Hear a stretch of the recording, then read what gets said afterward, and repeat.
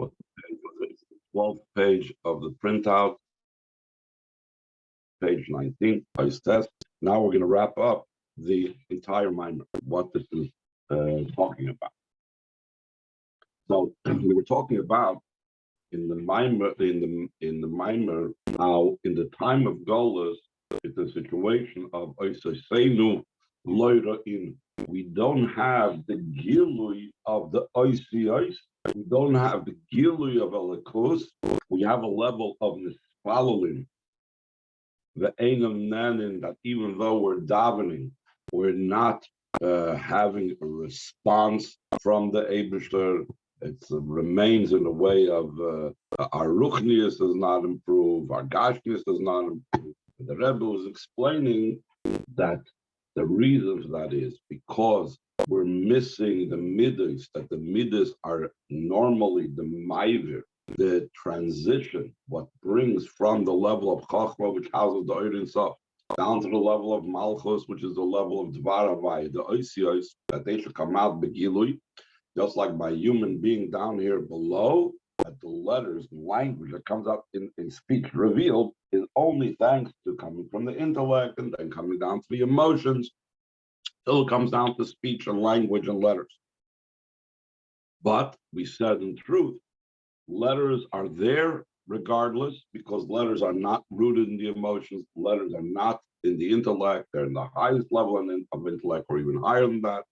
So therefore, even in the time of Golus, it's possible to tap into the level of Chachma, the level of the Eir Sof, and that's through our Emunah and through our level of L'mayla, through our level of Emunah.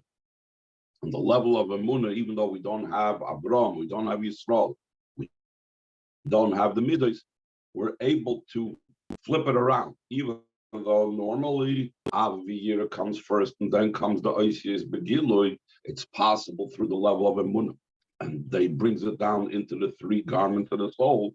But then you could like reach backwards now and cause that to draw down the level of Ava and Yira and so on. That and therefore it will be that the state and situation will be that Mispal and Venanim will actually have our tefillas responded to, just like it was in the time of the Beis Hamikdash, though in the time of Golos we say it's the same. So now we're going to get back to the different issues that were being discussed at the beginning of the Maimon. At the beginning of the Maimon, we were talking about the idea that it says, one of the things that we were discussing is about how come or why is that way, that we say the Kolam Moedim Asidim bottle, that all the Yom Tovim will cease to be chutz, except for the Moedim, the Yom Tovim of Purim and Esther, and the same thing, Kol HaSfarim, all the Sfarim of the Tanakh, will eventually be in this battle, except for the Sfarim of the Sefer of Esther. What does that mean? It doesn't mean, like we said before, that Chas v'Sholem, we will not be doing mitzvahs. That's we can't say such a thing. Torah will go on in all times, but rather the idea of Kol HaMoedim Asidim Lebato is the concept of it'll be all the other Yom Tovim will be kishragim betira. They will be like a candle in the sunlight. They will be nullified because of lack of significance and power and so on. Al-Pizah, let's see inside. Al-Pizah, again, we're holding a test. Al-Pizah, Masham Razal, according to what we explained up to now, understood what Chazal said. Kol HaMoedim Asidim Libatul, all the Yom Tovim will cease to be in the future, Chutz v'Yimei Purim, except for the days of Purim. The idea of the Yom Tovim is connected with the idea of the emotions. Just like we said before, during the time of Golus, there's no idea of emotions. We said that the emotions have to do with the three of us. Avraham is Chesed, Buddha is Yitzchak, Pachad Yitzchak, Yaakov is the level of the Peres. The Yisrael Medrash, like it's brought down the Medrash, the Chag HaMatzah is connected Avraham. The Yom Tov of Pesach, that corresponds to Avraham Avinu. That Avraham Avinu told Sarah when the Malachim came, Mahali Shloishim Kemach Soilas Lushi Vasi Ugois, quickly come and make 3 measurements of a saw of fine flour and knead it and make it into these matzahs, ugos, these round matzahs. Of Kabbalah, we know also that matzahs have to be round specifically, etc. Kivin shepesach, because it was Pesach, that's why he told her to make these ugos, these round things, these matzahs. The Yom Tov Shavuos corresponds to Yitzchak. The Sukkot Yaakov, Sukkot corresponds to Yaakov. The Chesiv Beit, like it says about Yaakov, Yaakov, and also Sukkot. Yaakov traveled to Sukkot, so Sukkot has to do with Yaakov. So therefore, since Avraham, Yitzchak, Yaakov is Chesed, Gvura, Teferes, the main part of Midas, that means the 3 Yom Tovim, which is the main Yom Tovim on the Jewish calendar, and all other Yom Tovim are like subservient to them and are extensions of them. They are the idea of the Midas. So since La'asid Lava, what will stand in its full strength? Not the level of Midas, but our accomplishment of Golus, which is the level of the Emunah Pshut, Amram La'asid Lava. When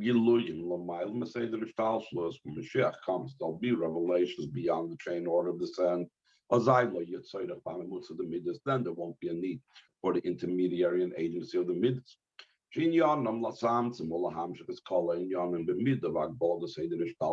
purpose of all these midas is to constrict and draw down all the different matters in the measure and limitations of Seder Ishtalshus. Like we said earlier, that midas is an intermediary. Midas carries things over from a higher level to a lower level. But since when Mashiach comes, there won't be limitations. Where do we know that Mashiach comes, there won't be limitations? When Mashiach comes, it says, that your master will not wrap himself up anymore in a garment, and your eyes will see your master. Just the clothes, then the general avoid when Mashiach comes will be in the way of seeing. What's the level of seeing? We know that the difference between Chachma and Bina is like Re'iyah and Shmiya. Bina is the level of understanding. That's the level of Shmiya, understanding certain inyanim. Re'iyah is the level that's beyond understanding. It's the idea that you actually see the thing. That's the avoid that's going to be when Mashiach comes. We will be able to see Elikus. And not just Stam will be able to see Elikus, but this is the reason why it says Mashiach will be able to teach hundreds of thousands and millions of Yidden at once, is because he will not be explaining it to them, he will be showing it to them. To such a degree, it's not just going to be that our mind is going to perceive and understand Chachmillah, but there will be the ability to see godliness even with the eyes of flesh. Like it says, that we will see eye to eye, that our eyes will see the Eibishter directly with our eyes of flesh. Therefore, since we will see Elikus directly, there won't be any need for intermediaries. There won't be any need for midas. Then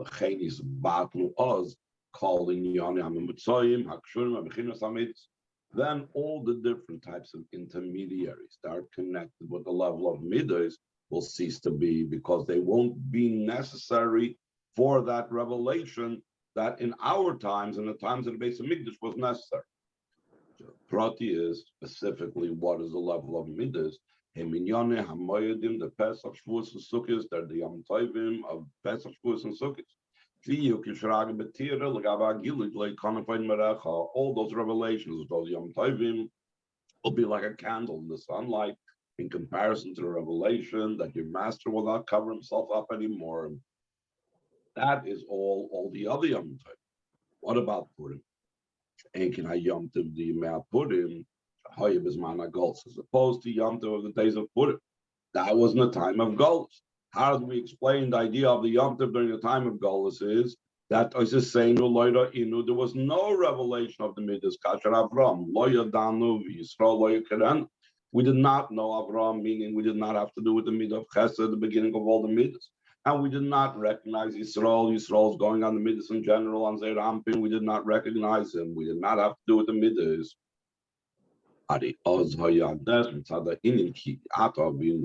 the miracle was a result of the fact that it says that you are our father.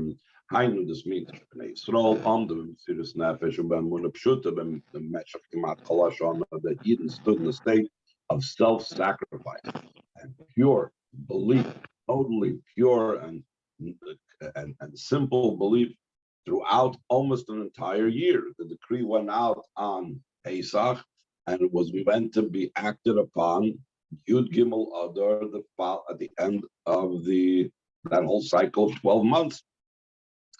Like Alter Rebbe says in Torah, no one even considered in their mind any foreign thought to Chas v'Sholom somehow give in and assimilate and accept the outside religions to protect themselves.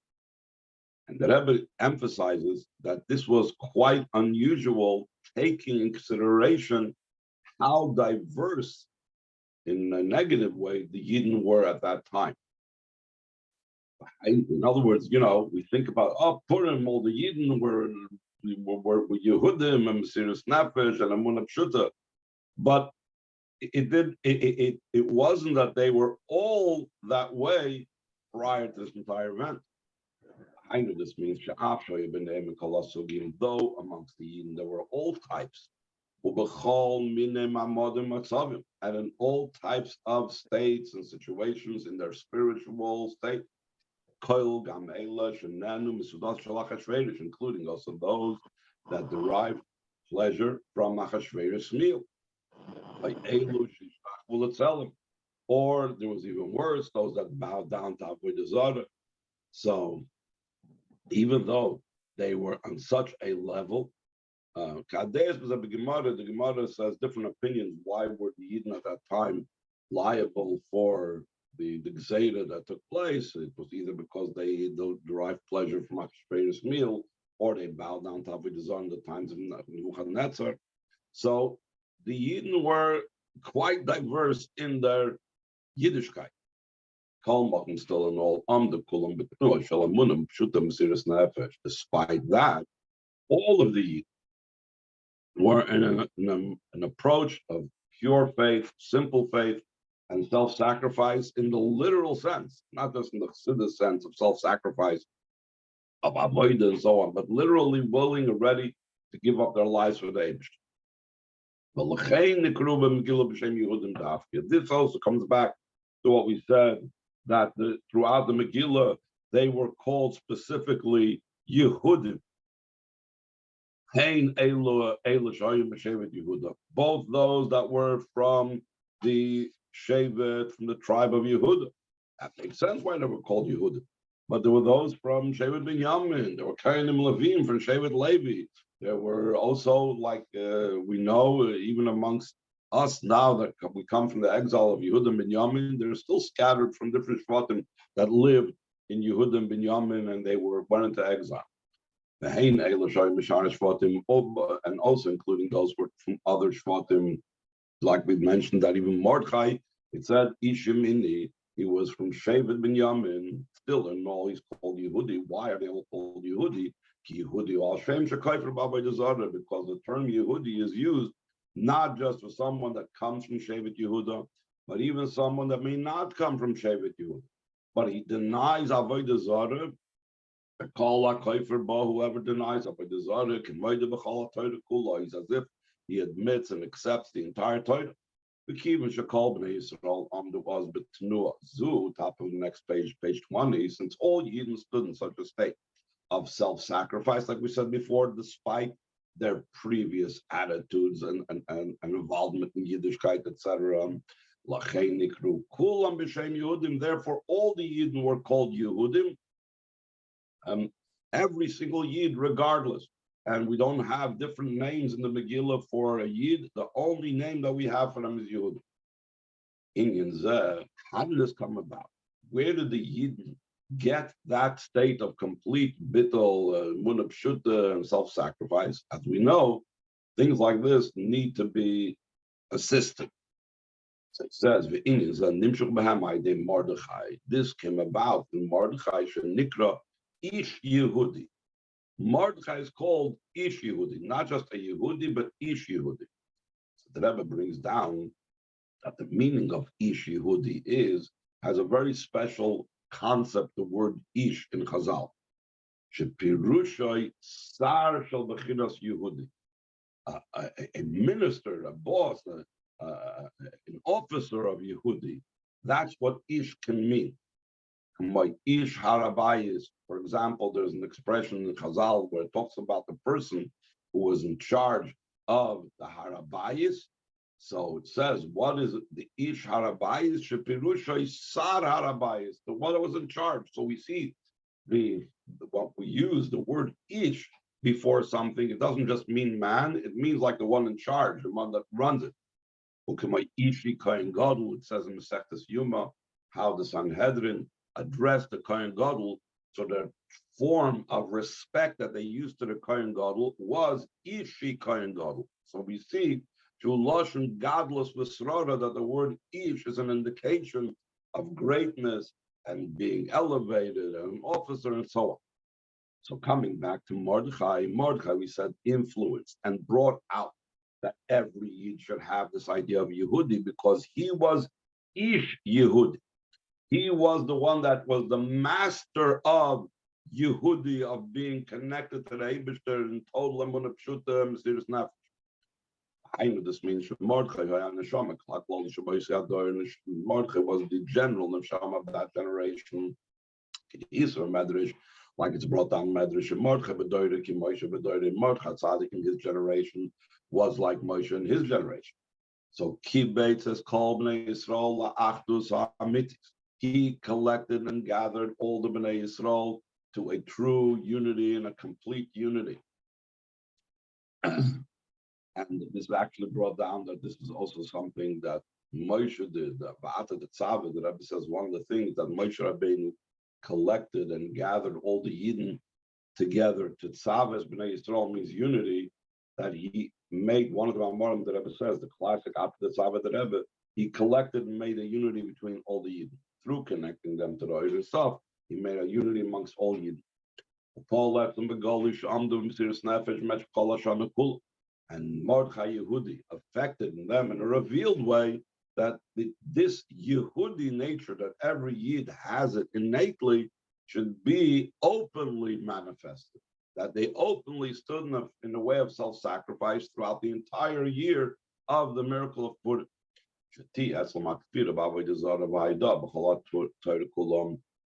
And they should be in a state where they deny Avodah Zarah and they admit and accept the entire Torah. So what was the result of this? What manifested because of this? Yidden stood in such an approach throughout the entire year, meaning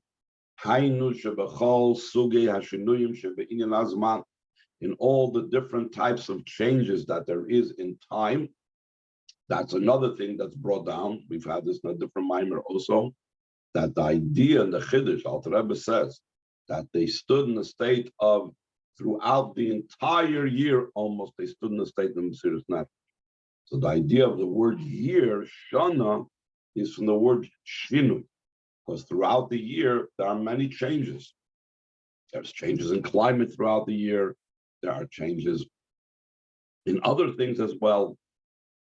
And the truth of something is how it withstands changes. If a commitment of a person to something is only under certain circumstances, then they're not truly committed, because as soon as the circumstances change, they stop it. So in other occasions, when Yidden had Mesiras Nefesh, it didn't manifest that true nature of Mesiras Nefesh, because there wasn't the challenge of dealing with change, because they always had this idea of, they had the one opportunity usually, it was a choice that they made in a moment, usually in an hour, a few days, but that's it. The uniqueness of Purim was that there was the entire year. There was so much time to reconsider and rehash and look at the whole situation from another perspective, where they didn't just have a knee-jerk reaction and just jump into Mesiras Nefesh. So despite all the changes in time, so that those changes in time brought about himshichu v'yichdiru as inyan achdus. They drew down and they permeated the idea of unity and oneness. And that's the idea of Bechlal, the idea of Purim. That we say the whole time, the idea of Achdus, the idea of Matan Slavyonim and Shalach Monas, and even the other mitzvahs of Purim, they all express the idea of oneness. In Mabli Habeit Alamayim the Matz B'chol Shara and Yonim, despite all the different types of state situations and all the different matters and all the different components of Purim, that they had these, like we said, changes in time, changes amongst themselves, different type of Yidden. There was their bond that the Yidden had with you, our Father. Therefore, also in the future time, when Mashiach comes, then your master will not hide himself anymore in a garment. What will be in a way as insignificant as a candle in daylight? It's only the idea of the Yom Tovim. Yom Tovim are measured and bounded, and therefore when there'll be the great powerful revelation of Mashiach's times, so there will be those types of, they will not be insignificant. But in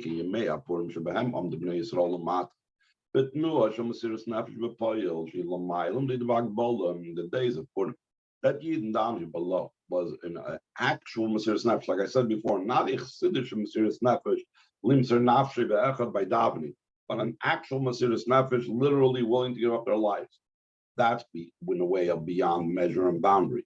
Even time did not change that or influence that. So they're going out of their boundaries, drew down the level from above of you, our Father. In other words, the level of the Eibishter is beyond boundaries. It's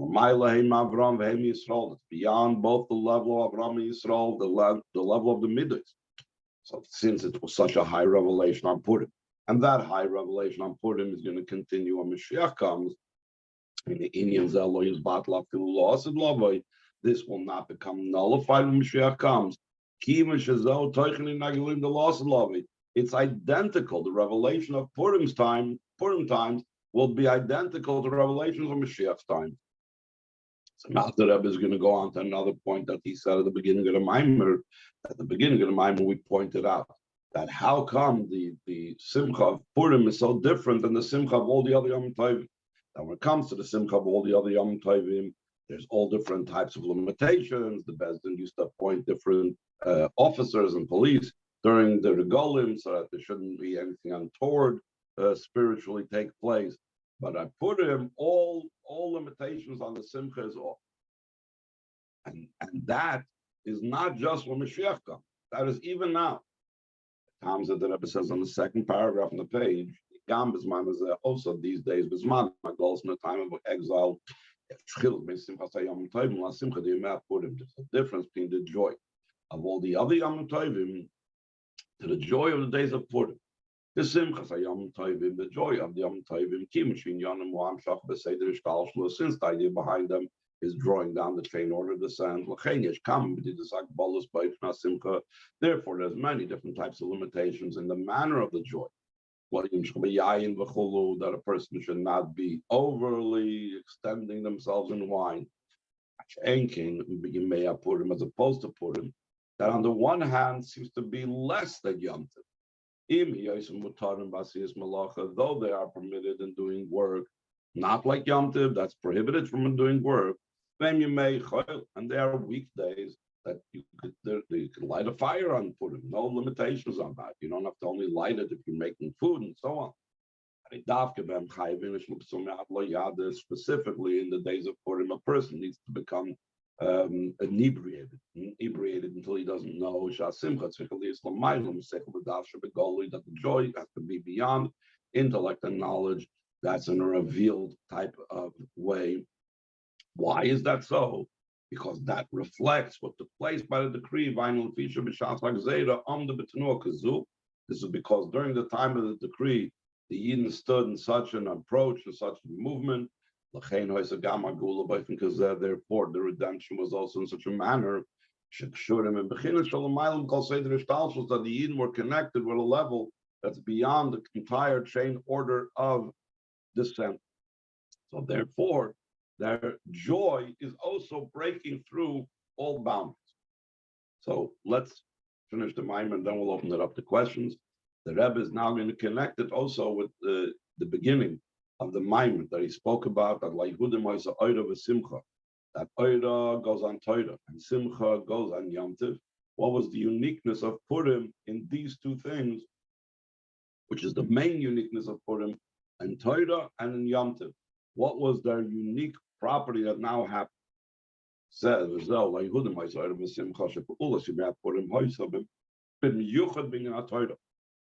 the effect of the days of Purim was specifically in the idea of Torah, Ora zu Torah.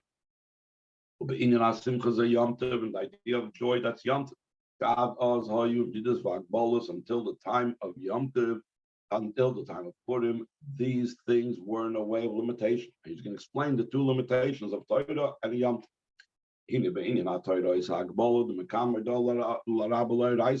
Concerning Torah, there was limitation because there was a great protest to the Torah that they could complain and say that they were coerced. Take the Yidden to court, and he will ask the Yidden, why didn't you fulfill what you accepted upon yourself? So the Yidden have a response that they accepted it under duress. Is because Hashem bent the mountain over them like a barrel over their head. Therefore, they could say, this matter has to do with me, this matter doesn't. In other words, I could pick and choose what I want. When he's not forced, in other words, after Matan Torah is over, now the mountain is off his head. So now he can choose. Nobody's holding a gun to my head, like the expression goes. I want to do this mitzvah, I don't want to do that. When the days of Purim affect, that they accepted upon themselves the entirety of the Torah, meaning there was no room for choice. So now there's an entirely new thing in the level of the light, which is Torah, which happens specifically on Purim, that Yehudim Ma'aseh. That being in Simcha is a Yom Tov, similar to that concerning joy that's going on Yom Tov. Shalom, the Mashakasav is a Machtav Chagech. How do the Chazal know that when it says Yehudim Ma'aseh Simcha, that the word Simcha goes on Yom Tov? Because it says in a different place, you shall rejoice in Yom Tov. But Purim brought a unique aspect to it. Because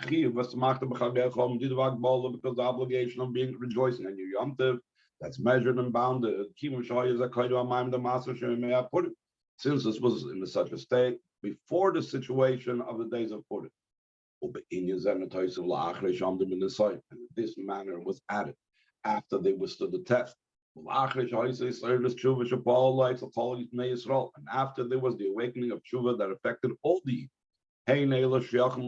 both those that have an association with the idea of serving Hashem in the way of avodah, pnimius, etc. Those are not shaykh to deal with avodah, their internal avodah, dealing with their midas.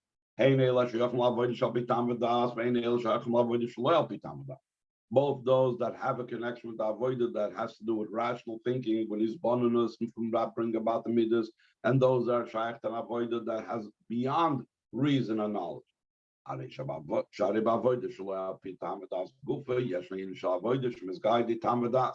Knowledge, rational thinking, the intellect still is used as a channel and a means to be able to tap into the avodah that's higher than reason. And all those distinctions of Yidden was prior to the miracle of Purim. Abu Boys in that year, the Kulam B'Shav Mesiris Nefesh, all the Eden stood equally in self-sacrifice. They were ready to give up their lives. In actuality, that's something that's totally beyond reason and knowledge. Without any will and desire whatsoever. That's what's brought down in Chassidus, that when a person is devoid of their own personal desires, that's the Ava of who is to me in the heavens and which you have not desire in the earth. Because it's brought down concerning this, the statement of the Alter Rebbe when he was in a state of complete devotion to Hashem. I do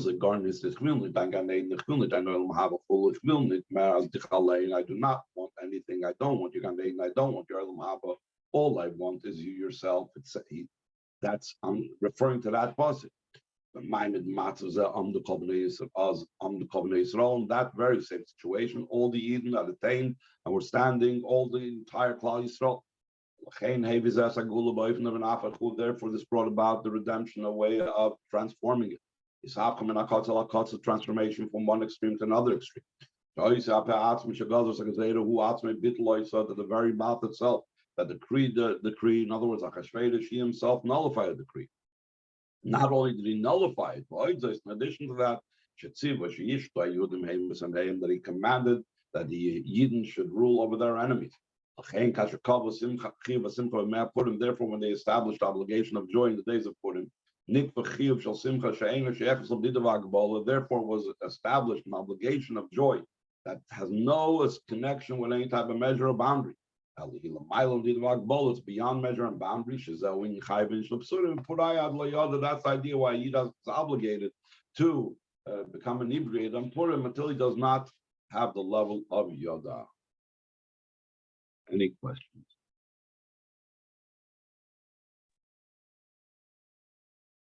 I have a question.